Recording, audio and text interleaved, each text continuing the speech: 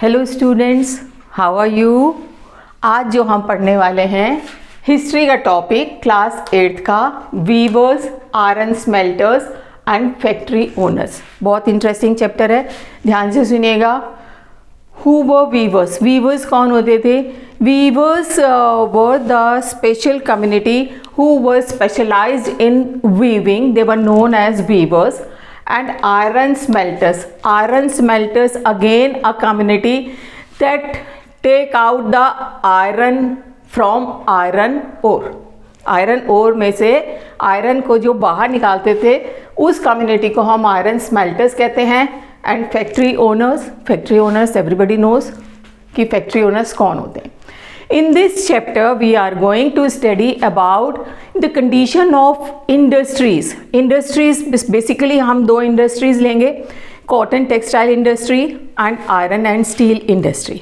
The condition of these industries in India before the Britishers came to India and during the British period.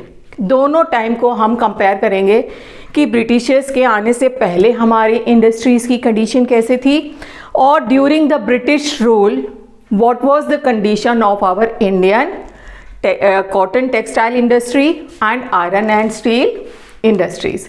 Clear? Everybody knows that the Britishers came to India as a trader की तरह आए थे, because हमने पहले chapters में ये पढ़ा हुआ है। And they bought spices, cotton textile and other articles and exported to Britain and made a huge profit। और उनको यहाँ से भेज के ब्रिटेन में वो ह्यूज प्रॉफिट को कमाते थे, ह्यूज प्रॉफिट कमाया करते थे जब वो as a trader they came to India. But after the industrial revolution in Britain, जब ब्रिटेन में इंडस्ट्रियल रिवॉल्यूशन हुआ, the Indian markets were flooded with these articles means the cotton textile. तो वहाँ पे इतना मास प्रोडक्शन होता था, उसको खपाने के लिए वो सारा की सारा कहाँ आ जाता था? इंडिया में। तो उससे हमारी इंडियन टेक्सटाइल, कॉटन टेक्सटाइल पे क्या एडवर्स इफेक्ट पड़ा या हमारे आयरन और स्टील इंडस्ट्री पे क्या असर पड़ा, वो सब इस चैप्टर के अंदर पढ़ने वाले हैं। ठीक है, अब सबसे पहले हम पढ़ेंगे Indian textile in the world.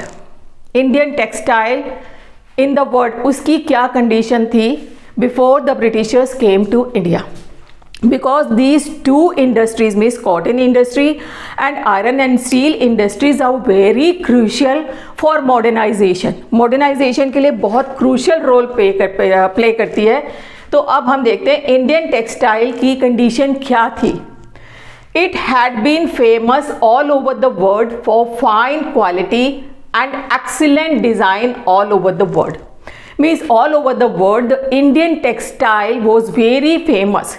क्यों फेमस था?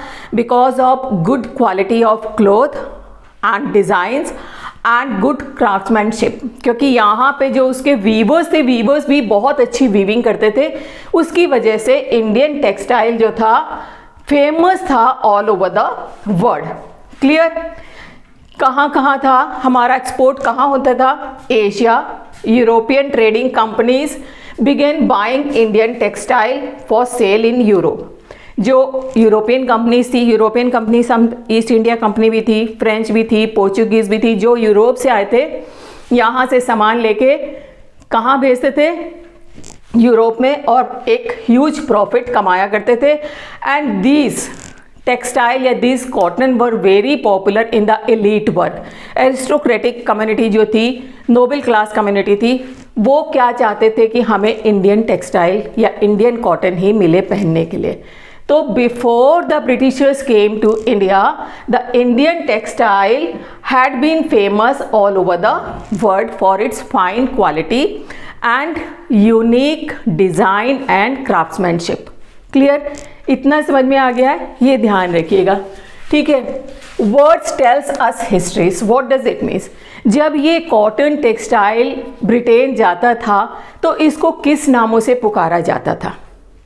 तो Indian cotton textile they had the different name, और वो डिफरेंट नेम कहाँ से आए, and every names tells us the history कि उसको वो नाम क्यों मिला। For example, European traders first saw fine cotton cloth in Mosul. Mosul उस समय, लेकिन आज प्रेजेंट डे इसको हम इराक के नाम से जानते हैं। So they began to tell this cloth muslin, क्योंकि सबसे पहले इंडियन कॉटन यूरोपियंस ने कहाँ देखा था? मोसुल में, प्रेजेंट डे इराक। तो मोसुल में देखने की वजह से इस कॉटन को यूरोपियन ने नाम दे दिया muslin. Clear? And the Portuguese when they came to India and they landed in Calicut। Calicut कहाँ है? केरला का एक कोस्ट है, वहाँ पे वो सबसे पहले आए। They took cotton with spices with them, क्योंकि वो आए थे as a trader for spices, और स्पाइसेस के साथ साथ वो कॉटन भी अपने साथ ले गए। And they called this Indian cotton as chintz. और इस क्योंकि ये कैलीकट पे से लेके गए थे, वहाँ पे उन्होंने उतरे थे, लैंड किया था, तो उस वाले कॉटन का नाम उन्होंने दे दिया chintz. And chintz derive from chint. Chintz word है, ये कहाँ से डिराइव हुआ है? चिंट। चिंट मीन्स आपने देखा होगा जो हम ग्रामीण भाषा में बोलते हैं चीट, छींटेदार कपड़ा, छींटदार, तो वहाँ से लिया गया है। Cloth with design of small and colourful flowers, छोटे छोटे डिज़ाइन के कलरफुल फ्लावर्स होते हैं, ठीक है। And much demanded by the Britishers. और ये कहाँ बनाया जाता था ये चिंट्स? आंध्र प्रदेश एंड मसूलीपट्टनम, यहाँ पे बहुत ज़्यादा चिंट्स का जो कहते हैं डेवलप किया गया था इस क्लॉथ को। एंड दूसरा बांधना। बांधना मीन्स एवरीबडी नोज, किसी चीज़ को बांधना। Variety of brightly colored cloth produced through a method of tying and dyeing। ये tying and dyeing method is very popular in Gujarat and Rajasthan. वहाँ पे ये बांधना वर्क बहुत फेमस है, जो कलर्ड क्लॉथ बनाए जाते हैं और उसको बांध बांध के डिप किया जाता है डिफरेंट कलर्स में, और ये डिफरेंट कलर का एक कपड़ा निकल के आता है जो बहुत ही खूबसूरत होता है, ठीक है। Produce through a method of tying and dyeing for neck और हेड, गले में बांधने के लिए और स्कार्फ की तरह सर पे बांधने के लिए। And it is produced by the Rajasthan and Gujarat.